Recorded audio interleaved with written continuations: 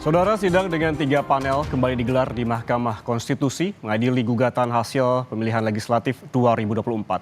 Hakim mendengarkan sejumlah partai sebagai pihak yang digugat partai lain. Yang didengarkan adalah jawaban Partai Persatuan Pembangunan atau P3, Golkar, Partai Amanat Nasional, Partai Keadilan Sejahtera, serta Partai Kebangkitan Bangsa.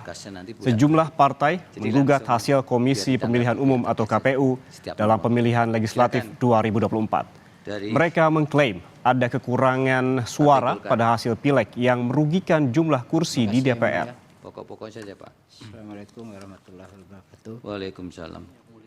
Untuk gugatan Partai Solidaritas Indonesia atau PSI, Hakim MK Anwar Usman tak boleh ikut bersidang. Anwar Usman digantikan oleh Hakim MK lain saat menyidangkan perkara yang melibatkan khusus PSI. Lantaran Anwar adalah paman dari Ketua Umum PSI Kaesang Pangarep yang adalah putra bungsu Presiden Joko Widodo. Ada rekan kami Niputu Trisnanda di Mahkamah Konstitusi melaporkan 3 panel sidang sengketa hasil pemilihan legislatif 2024. Putu, selamat siang. Ini Anwar, informasinya digantikan oleh siapa dan apa hubungannya dengan keputusan MK? Ya, selamat siang, Yan Rahman dan juga saudara. Memang kalau mengutip bagaimana pernyataan ataupun keputusan yang tertuang dalam putusan Mahkamah atau Majelis Kehormatan dari Mahkamah Konstitusi, ini diputuskan dengan adanya kemarin sempat ramai begitu ya pelanggaran etik oleh Anwar Usman, khususnya terkait dengan konflik of interest, bagaimana hubungan kekeluargaan Anwar Usman ini diduga kemudian juga ditakutkan akan berdampak pada keputusan-keputusan di dalam sidang-sidang sengketa, baik itu pemilihan presiden ataupun juga legislatif. Maka diputuskan oleh MK bahwa Anwar Usman ini tidak diperkenankan untuk kemudian menyidangkan ataupun mengikuti RPH dan memberikan keputusan yang kemudian bagian di dalamnya atau subjek dan objeknya ini berkaitan dengan keluarga dari Anwar Usman. Misalnya pada saat Pilpres kemarin ini Anwar Usman absen dari seluruh proses persidangan sehingga Hakim MK yang harusnya 9 ini hanya ada 8 orang karena memang salah satu kandidatnya yakni Wakil Presiden dari Prabowo Subianto adalah kemenakannya atau keponakannya yakni Gibran Rakabuming Raka. Sementara di tingkat pemilihan legislatif ini juga ada keputusan dari MK bahwa Anwar Usman ini tidak diperbolehkan untuk mengikuti proses persidangan ataupun juga memutus sengketa pada saat RPH nanti, rapat permusyawaratan hakim untuk Partai Solidaritas Indonesia atau PSI, karena ketua umumnya adalah masih saudara dari Anwar Usman yakni Kaesang Pangarep. Tadi juga sempat disinggung, dimention dalam persidangan yakni oleh hakim ketua sidang di panel 3 khususnya yakni Arief Hidayat, dan berikut pernyataan dari Arief Hidayat pada saat memimpin sidang.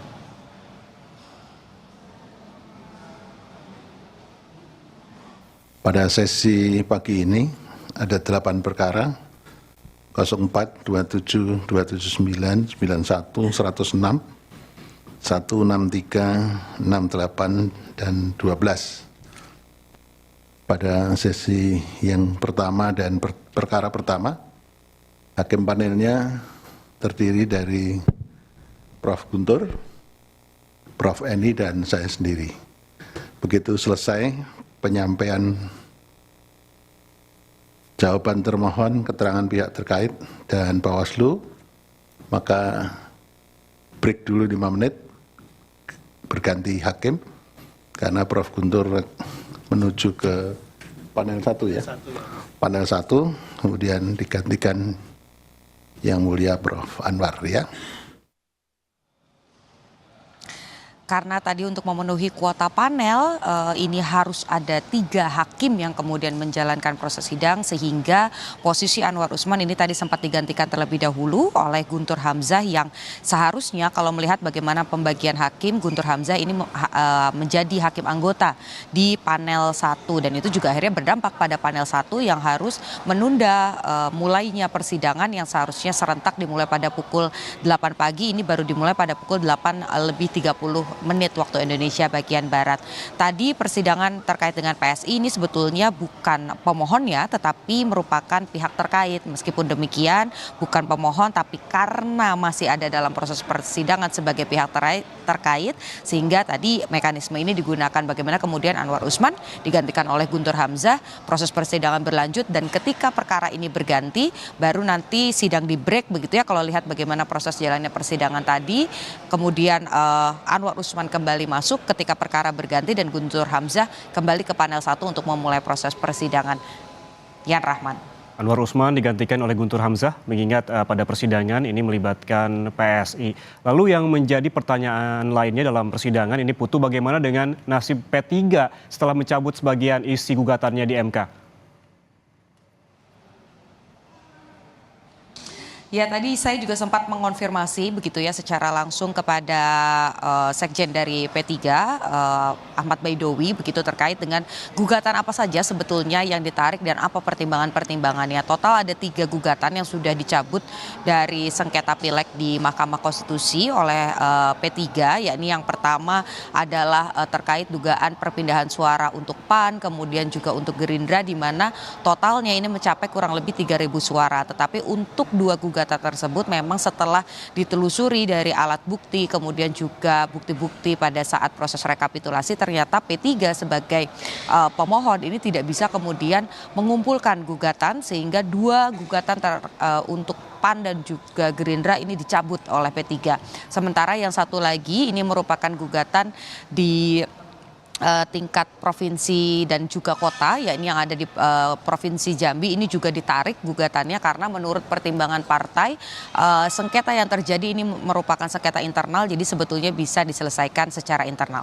Pertanyaannya kalau kita bicara soal P3 tentu saja ini berkaitan dengan ambang batas parlemen di mana sedikit lagi sebetulnya P3 ini bisa memenuhi syarat untuk kemudian memenuhi 4% sehingga bisa mendapatkan kursi di Senayan begitu ya menjadi anggota DPR. Tetapi karena memang masih kurang meskipun sudah mengumpulkan kurang lebih 5 juta suara begitu tidak memenuhi ambang batas yang 4% sehingga P3 terancam untuk tidak lolos ke Senayan. Nah kalau melihat bagaimana proses jalannya persidangan tadi dari 2 gugatan ada 3.000 suara yang kemudian tidak jadi disengketakan. Kemudian kalau yang Jambi ini tidak dihitung dampaknya pada ambang batas karena memang ini merupakan suara internal jadi siapapun yang keluar sebagai yang lebih tinggi begitu ya dari urut-urutan perolehan suara partai tentu saja ini tidak berdampak pada bertambah atau berkurangnya suara partai. Tapi kalau tadi saya berbincang dengan Ahmad Baidowi disampaikan memang ini ada 2 harapan yang ditaruh oleh P3. Yang pertama ini memang suara-suara tersebut dari sengketa-sengketa yang lain ini diamini oleh Mahkamah Konstitusi, gugatannya diterima sehingga ini bisa memenuhi ambang batas khususnya bagaimana kemudian di daerah Papua Pegunungan ini juga bisa memenuhi begitu ya suara dari P3 sehingga memenuhi ambang batas dan akhirnya lolos begitu sesuai dengan apa ketentuan yang sudah diputuskan di tingkat pemilu legislatif. Tapi yang kedua adalah ada permintaan untuk mengkonversi suara.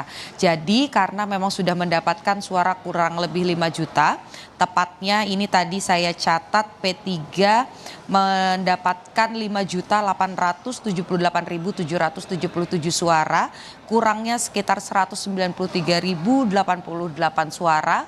Nah, ini tetap dikonversi menjadi kursi di DPR. Jadi permintaannya adalah 5 juta suara ini dikonversi sehingga P3 tetap bisa melenggang masuk ke Senayan dan juga untuk kemudian peraturan soal ambang batas yang 4% ini ditinjau ulang atau ditunda. Nah, tapi lagi-lagi ini kembali lagi apakah kemudian permintaan atau permohonan dari P3 tersebut bisa diterima oleh Mahkamah Konstitusi dari nanti pada saat rapat permusyawaratan hakim atau RPH ini dianggap sesuai begitu ya, bukti-bukti juga dinilai cukup sehingga itu bisa menguntungkan P3. Tapi lagi-lagi prosesnya masih panjang karena hari ini baru tahapan mendengarkan keterangan dari pihak terkait, keterangan dari Bawaslu dan juga termohon, kemudian bukti-bukti dari ketiga pihak tersebut ya, pihak terkait, Bawaslu dan juga termohon ini baru disahkan hari ini. Jadi prosesnya masih panjang, masih bisa menghadirkan saksi, masih bisa juga ada perlawanan baik itu dari KPU ataupun juga juga pihak terkait untuk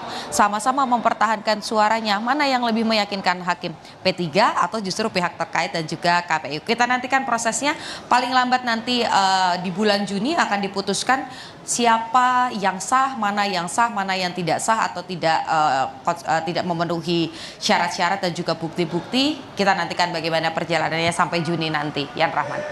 Baik, terima kasih jurnalis Kompas TV. Ini Putu Trisnanda melaporkan langsung dari Gedung Mahkamah Konstitusi Jakarta.